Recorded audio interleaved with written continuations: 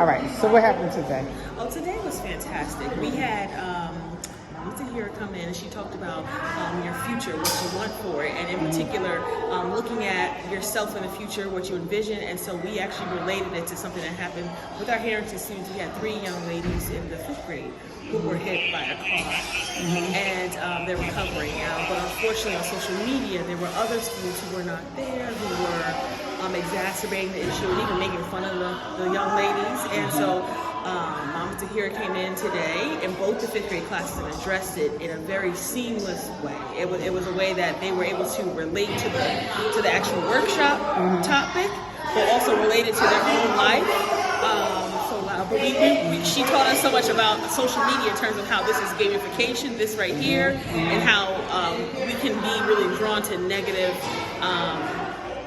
kind of banter as opposed to really going out of your way to take a moment, see yourself in the future, take a perspective, and understand that you would want that to happen to you. Yeah. And so it was really great conversation for everyone, even the adults in the room. We learned a whole lot. Right. Thank you. Awesome. Thank you.